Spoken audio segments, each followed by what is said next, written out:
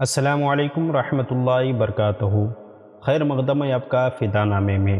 آج کے ویڈیو میں ہم فخر الاولیاء سید الاصفیاء محب النبی حضرت سیدنا شاہ خواجہ فخر الدین دہلوی رحمہ اللہ علیہ فخر جہاں کا ذکر خیر کر رہے ہیں، اس امید کے ساتھ کہ آپ کو یہ ویڈیو پسند آئے گی، اور پسند آنے کی صورت میں آپ اس ویڈیو کو لائک اور شیئر ضرور کریں۔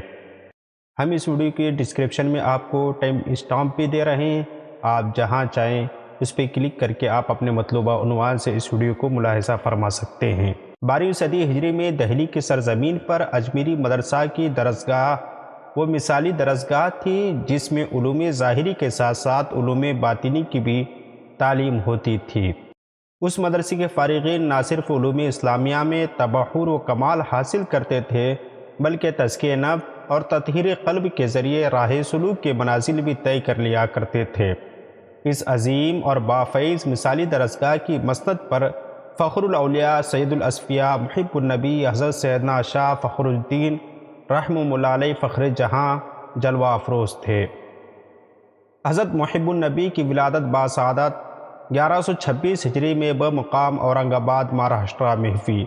سید الاصفیاء قطب الارشاد حضرت کلیم اللہ جہاں آبادی علیہ رحمت رضوان کو جب معلوم ہوا کہ ان کے عزیز مرید و خلیفہ نظام ثانی حضرت شاہ نظام الدین اورنگ آبادی کے ہاں لڑکی کی ولادت ہوئی ہے، تو آپ نے اس کا نام مبارک محمد فخر الدین تجویز فرمایا اور اپنا ملبوس خاص اس بچے کے لیے عنایت فرمایا۔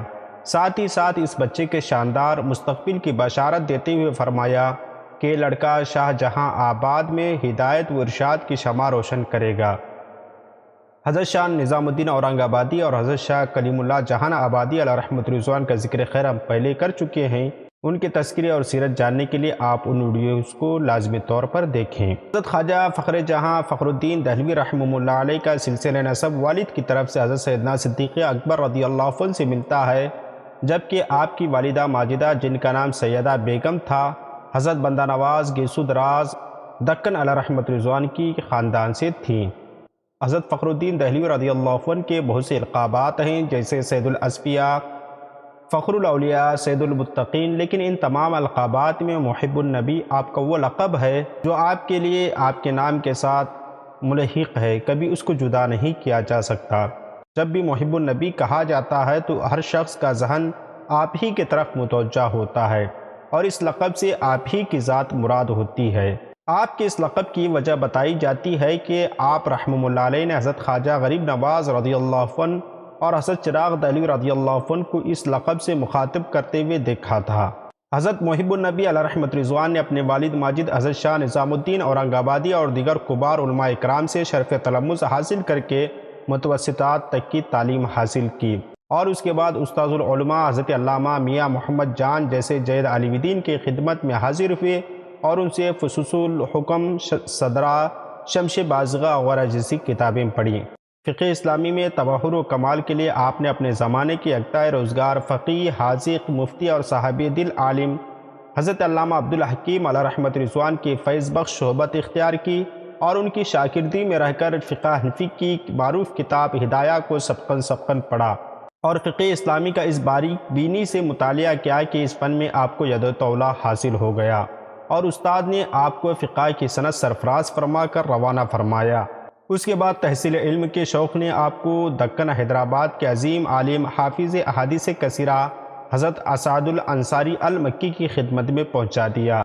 ان سے آپ نے درس حدیث لیا اور سند حاصل کی۔ اس طرح آپ نے پورے انہماک اور توجہ کے ساتھ علوم عربیہ کی تحصیل کی، اور معقولات و منقولات میں تبحر کمال حاصل کر کے مرجع علماء و مشائخ ہوئے۔ علوم دینیہ سے فارغ ہو کر آپ نے دیگر علوم و فنون کی بھی تعلیم حاصل کی، مثلاً تیر اندازی سے متعلق کتابیں پڑھی اور فنون سپاہ گری میں مہارت حاصل کی۔ حضرت والد ماجد قدس سرہ نے بچپن ہی میں آپ کو بیعت کر لیا تھا، اور وصال سے قبل فخر جہاں رحمہ اللہ علیہ کو اجازت و خرقہ خلافت عطا فرما دی تھی، اور ساتھ ہی اپنا جانشین بھی مقرر فرما دیا تھا۔ چنانچہ تعلیم سے فارغ ہو کر آپ اپنے والد کے مسند سجادگی پر جلوہ افروز ہوئے، پھر گمنامی کے شوق نے آپ کو الوداع کہا، اور اخفاء حال کے لیے آپ نے لشکر میں ملازمت اختیار کر لی۔ اپنے حال اور اپنے مقام کو چھپانے کے لیے آپ نے لشکر میں ملازمت اختیار کر لی اور دن ملازمت کے کاموں میں بسر ہوتا اور رات اللہ کی عبادت میں گزرتی۔ ان دنوں آپ سخت ریاضات و مجاہدات کیے۔ لشکر میں آپ نے اپنے حال کو چھپا کر رکھنے کے لیے مخفی رکھنے کی ہر ممکن کوشش کی، لیکن یہ ممکن نہ ہو سکا۔ لوگوں میں زہد و تقویٰ اور کمال ولایت کا چرچا ہونے لگا۔ خلق خدا کا آپ کی طرف متوجہ ہونا، اور جب شہرت بڑھنے لگی تو آپ لشکر چھوڑ کر اورنگ آباد چلے آئے۔ وہاں آپ نے گوشہ نشین رہ کر عبادت و ریاضت میں منہمک رہنا چاہا، لیکن یہاں بھی یہ ممکن نہ ہو سکا۔ خلق خدا کا ہجوم آپ سے فیض حاصل کرنے کی غرض ہمہ دم آپ کی بارگاہ ناز میں حاضر رہتا۔ والد گرامی کا اشارہ پا کر آپ نے دہلی کا سفر فرمایا۔ یہاں آپ نے اپنے دادا پیر حضرت شاہ کلیم اللہ رحمہ اللہ علیہ جہاں آبادی کے روزہ مبارکہ پر حاضری دی۔ دادا مرشد کے پوتے نے آپ کا پرتباق استقبال کیا۔ 3 دن آپ خانقاہ مبارکہ میں قیام کیے، پھر دہلی کے اجمیری مدرسے کو آپ نے اپنے دعوت و تبلیغ اور ارشاد و ہدایت کا مرکز بنایا۔ آپ کی درسگاہ کی خصوصیت یہ تھی کہ یہاں نہ صرف قرآن و حدیث کی تعلیم ہوتی تھی، بلکہ سلوک و معرفت کی بھی تعلیم دی جاتی تھی۔ یہاں قرآن بھی پڑھایا جاتا تھا اور طالب علم کو قرآنی بنایا بھی جاتا تھا۔ اجمیری درسگاہ کی اس خصوصیت کے سبب لوگوں کا ہجوم دہلی کے اسی مدرسے کی طرف امڈ پڑا۔ ملک کے طول و عرض سے لوگ جوق در جوق آ کر آپ کے حلقہ درس میں شامل ہونے لگے اور اپنے مقصود کو پا کر فائز المرام ہوئے۔ اس زمن میں حضرت سیدنا صادق علی مونس اللہ چشتی قمیص رحمہ اللہ علیہ، حضرت نور محمد محاربی قبلہ عالم، حضرت سید بدیع الدین فخری، حضرت ضیاء الدین فخری اور حضرت شاہ نیاز احمد بریلوی علیہ رحمت رضوان وغیرہ جیسے یکتا روزگار علماء اکرام کے نام قابل ذکر ہیں، جنہوں نے اجمیری درسگاہ میں آ کر حضرت فخر پاک محب النبی رحمہ اللہ علیہ سے علوم ظاہری و باطنی کی تکمیل کی۔ خم خانہ فخریہ سے فیض حاصل کر کے مرجع خلائق ہوئے۔ حضرت محب النبی رحمہ اللہ علیہ شریعت و طریقت کے امام تھے۔ قرآنی علوم میں آپ کو مہارت تامہ حاصل تھی۔ فقہ و حدیث آپ کا محبوب فن تھا۔ معقولات و منقولات میں آپ کو ید طولہ حاصل تھا۔ جلیل القدر علماء اکرام آپ کی تعظیم و تکریم کیا کرتے تھے۔ آپ کا تذکرہ بڑے والیانہ انداز میں فرماتے تھے۔ حضرت شاہ ولی اللہ محدث دہلوی رحمہ اللہ علیہ کے جانشین حضرت شاہ عبدالعزیز محدث دہلوی، جو اس وقت علمی دنیا کے صدر نشین تھے، آپ کا اسم شریف جس والیانہ انداز میں جگہ تحریر فرماتے ہیں، اس سے ان کی عقیدت اور محبت ظاہر ہوتی ہے۔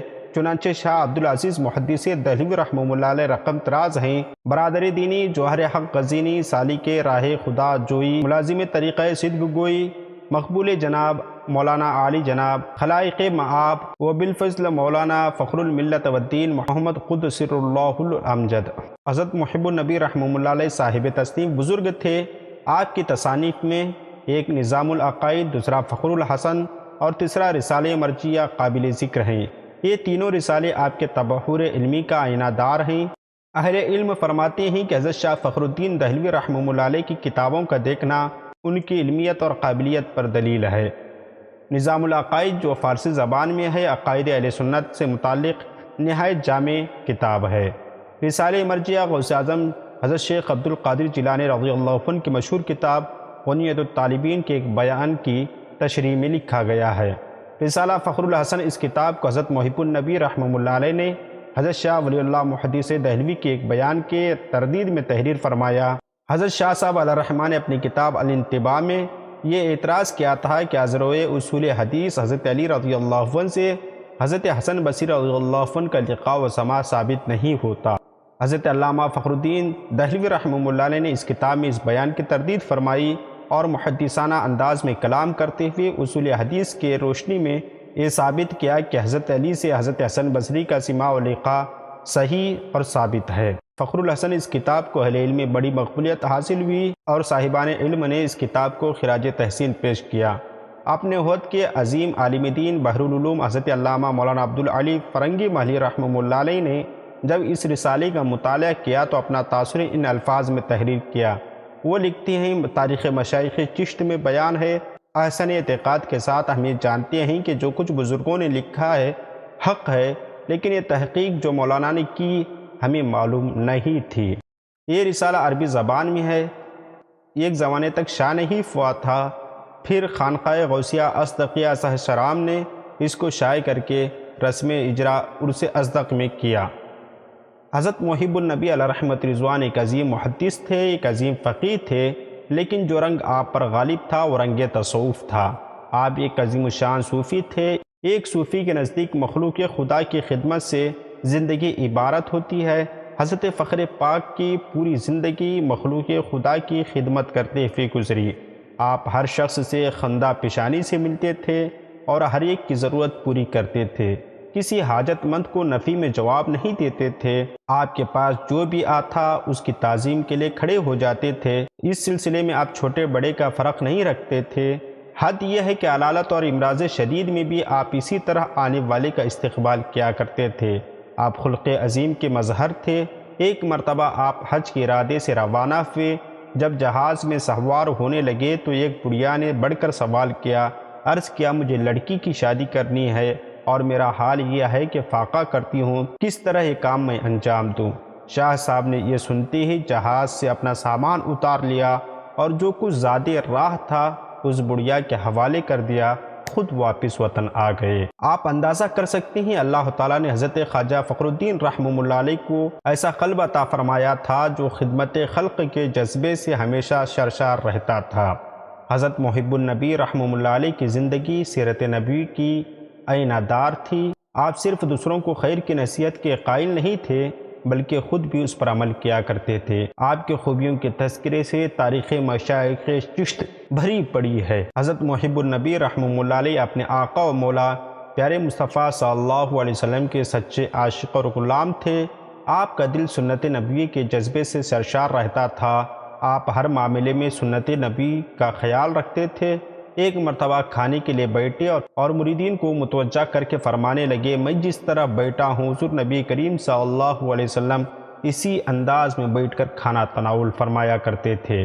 ایک مقام پر حضرت محب النبی اپنا قصہ بیان کرتے ہوئے خود فرماتے ہیں، ایک مرتبہ جنگ کے دوران میں بارود کے اثر سے میری آنکھوں کو نقصان پہنچ گیا اور ڈر تھا کہ بصارت بہت کم ہو جائے گی، لیکن سرمے کے استعمال سے بصارت میں زیادہ کمی نہیں ہوئی۔ یہ اس وجہ سے ہوا کہ متابعت رسول کریم صلی اللہ علیہ وسلم تھی۔ حضرت محب النبی رحمہ اللہ علیہ سے دین و سلسلے کا خوب فروغ ہوا۔